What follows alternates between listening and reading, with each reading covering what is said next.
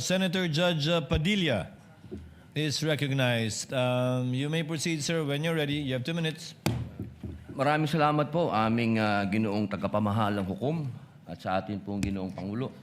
Meron po akong katanungan para sa persecution sa akin pong mga kaibigan sa prosecution. Napakahalaga po sa bawat pagdinig ay yung nagsasabi ng katotohanan. Tama po ba? Tama po. Opo. Pagka ang isang witness po ay naging halimbawa ng paiba-iba ang sinasabi, ano pong tawag dito? Di ba po kasinungalingan? This is a hypothetical question, Apo. Your Honor. You are not referring to any particular witness? Si Las Cañas po. Yung inyo pong pinakitang affidavit, Your Honor? alam niyo po, hindi pa po ako tapos, kaibigan. Alam niyo po, napakalungkot po para sa amin na marinig na merong kayong ibinigay na affidavit na nabahiran dito po sa loob ng Senado. Dito, sa plenaryo ng Senado, ay nabahiran ng matinding masasabi nating kasinungalingan sapagkat magkaiba ang kanyang sinabi. October 3, 2016, sinabi niya walang kinalaman ang Pangulong Rodrigo Roa Duterte.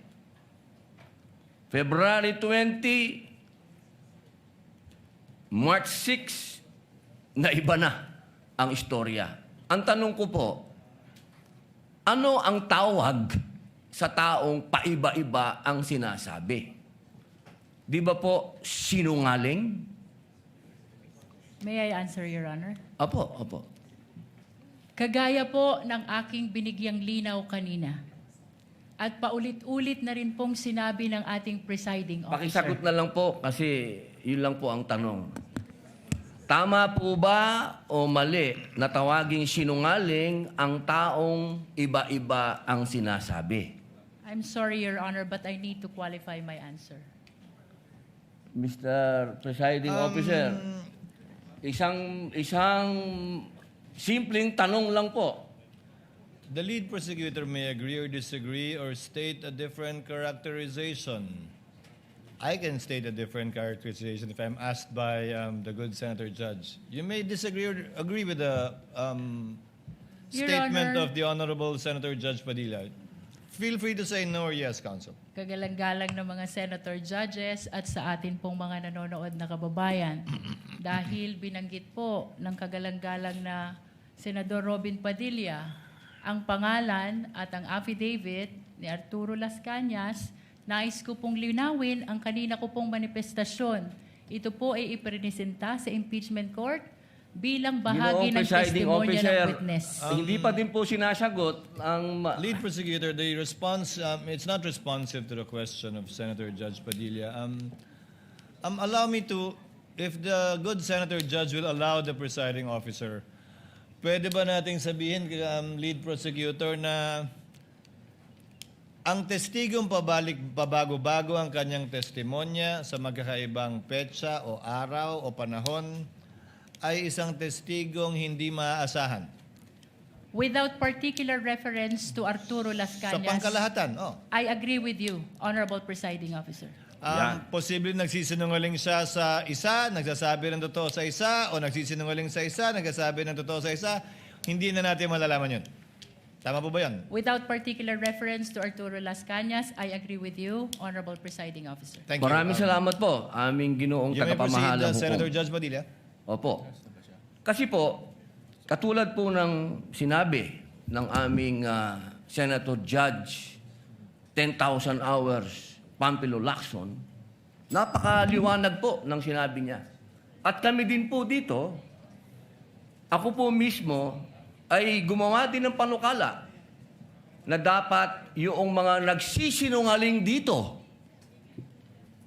yung mga paiba-iba ng testimony na nagiging aming mga witness, ay dagdagan dapat ang sintensya ng perjury. Kailangan amendahan ang batas na yan. Ngayon, bilang pakiusap po sa inyo, sa prosecution, pwede po ba na sana ay maiwasan natin ang pagbibigay ng witness na may kasong perjury? Hindi na po ito si Las Cañas. Ang sinasabi ko po ay yung dalawang mahal nating witness, si Attorney Jeremy Lotok at si NBI Agent Talilong, na sa mga oras na ito ay may kasong hinaharap na perjury. Pwede po bang iwasan natin na may mga ganito tayong witness para ang nasasakdal po kasi dito ay ibinoto ng 32 million na tao. Sana po, aming mga mahal na kaibigan sa prosecution, ay isipin nating mabuti bago po tayo magbigay ng mga witness na may perjury na kaso o nagkaroon po kami ng dahilan na gumawa ng amenda na itong perjury ay amendahan. Pwede po ba yon? Your Honor, with all due respect, I would like to take exception to the question and manifestation of the Honorable Senator Judge Robin Padilla. First of all, we were able to verify already that there are no cases pending against the prosecution witnesses. In addition, Your Honor, and only to respond to the concern of the Honorable Senator Judge Padilla, ang conviction po ay hindi ground for disqualification unless it is final and unless it is punishable by more than 1 year and that the crime constitutes moral turpitude.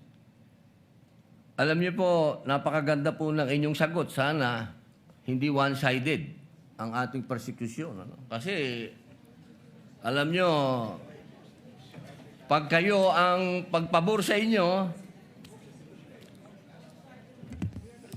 alam niyo, bawal po ang ginagawa. Kindly maintain Presiding order officer, within the bawal court. po ang ginagawa nitong nasa harap natin, nagkukomento.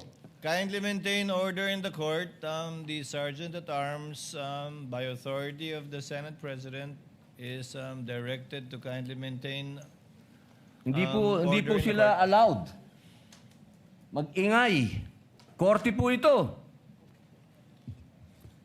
Thank you. You may proceed, Senator Judge. Who was speaking? Ako po. You may proceed, Senator Judge. I was Padilla. interrupted. With due English. apologies. So, ibig niyo pong sabihin, yung mga senator judges dito ngayon na humaharap sa kaso, na hindi po pinapayagan ng ombudsman at hindi pa rin sila guilty, ano pong ibig niyo sabihin?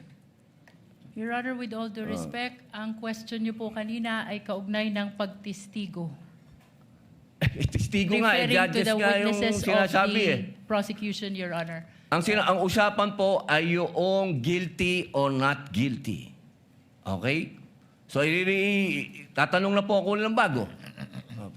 Pwede po ba? May I be clarified, Your Honor, on your last question about the senator you said are facing cases?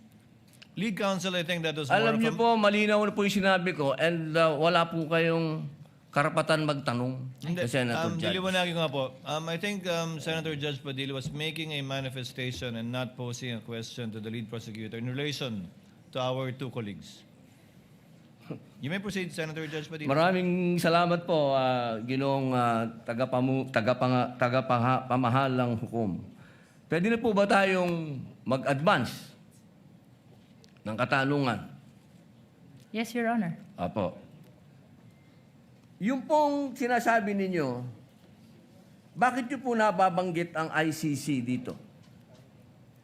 Ano po ang kinalaman ng ICC dito sa ating pagdinig? With all due respect, Honorable Senator Judge Robin Padilla, kagaya po ng nabanggit ko na, At marahil panglima ng banggit ng presiding officer. Nabanggit po ang ICC, kaugnay ng affidavit ni Las Cañas na ipirinisinta po ng prosecution bilang bahagi lamang ng testimonya ng witness at bilang bahagi ng naging investigasyon ng Special Task Force ng NBI. Maraming salamat po. Senator Judge Padilla will please wind up. You can Opo. avail of a second round if you wish. Opo. Maraming salamat po. So, ibig pong sabihin, malinaw na kanina sinabi natin na What is the hindi pressure siya... of, with the permission of Senator Judge and indulgence of Senator Judge Padilla, what is the pressure of Senator Judge Rafi Tulfo? Walang mic. Kay Senator Padilla. Bakit pag sa kabila pinapayagan sila 5-10 minutes, bakit pag sa amin, sa majority, kinakat agad ni remind pagdating ng 2 minutes? I think nakakalata na kami. So dapat pag sinabing 2 minutes, 2 minutes. Pag sa amin sa majority, pag 2 minutes, pinipindot nito. 2-3 beses. Totoo yan. Pero pag sa minority, umaabot na ng 5 minutes, 10 minutes. At meron akong record yan. Pinapayagan. Why? Thank you. The comments of Senator Judge Rafi Tulfo is recognized. However, the chair would like to point out that in the impeachment court, there is no majority nor minority. We are all senator judges. And Senator Lacson earlier requested also an additional time to finish his point, which the chair allowed. That's why the chair reminded Senator Judge Padilla to wind up, because Hindi. his time already lapsed. Kaya nga, Mr. Presiding Officer, I'm sorry, I do have a lot of respect in you. Yung sa akin lang, kahit na sino senador, kapag dating na ng 2 minutes, pinipindutan ng bell eh. Ako ilang beses na ako nang pindutan ng bell. Nakakairita eh. Samantalang yung iba, hindi pinipindutan ng bell, umaabot pa ng 5 minutes. I'm not referring to anybody here now. Yun lang yun eh. Kaya nga kumisas, binubulungan ko na nun dyan eh. Oy, pindutin mo na yung bell. Para naman makapagsalita yung iba. Yun lang po. Wala na akong tinutukoy dito. Dapat maging fair tayo yung sa nagpipindot ng bell. Pag sinabing 2 minutes regardless kahit na sinong senador yan. Thank you. The clerk of court is instructed to kindly relate to the bell ringer to kindly be consistent in doing the polite reminder to the senator judges with respect to the time allotted. Mr. Presiding Senator Officer. Judge Yes. Cayetano Alan. No, I take the comments of Senator Tulfo in order. I respect your opinion, but just to put on record, as you said, Senator Lacson a while ago asked for more time, binigay. Walang bell yon. Yesterday, 2 bell sa akin. 2 o 3? Dalawa lang ang bilang ko. 2 lang bilang mo. And maybe the solution is that after the first, isang bell na lang, pero kasi from the start of the impeachment trial, we asked the presiding officer at sabi mo nga, liberality, because then if we can't ask questions, baka magkaroon ng motion or mas lalong tatagal. Maybe you've been doing it naman, but yun nga, yung just ask to wrap up. But konting, we all want to get back to work. There's so much that we want to do. At least, wala ngang majority-minority, but at least wala ngang threat ng kaso sa majority. Eh. Kami magsalita dito, parang may sword sa aming nakatutok. So, konting pagbibigay din sa amin ng konting liberality din sa pagtatanong. Yes. But in accordance with the rules, tama naman po yung sinabi ni Senator Tulfo. The presiding officer shall take in advisement the points raised by Senator Judge Rafi Tulfo as well as the point raised by Senator Judge Allen. And in that spirit, kindly wind up, Senator Opo. Judge Padilla. Ginoong tagapamahalang hukom, nais ko lamang pong sagutin ang ating kaibigan na si Senator Rafi Tulfo. Sandali lang po. Kaibigan, mas mahaba kasi yung sagot ng ating prosecution. Ako po ay nagtatanong lamang ng oo ba o hindi. Opo. Pasensya na po. Opo. Kindly wind up, Senator Judge Padilla, but you're going to Opo. bail of the Maraming second round.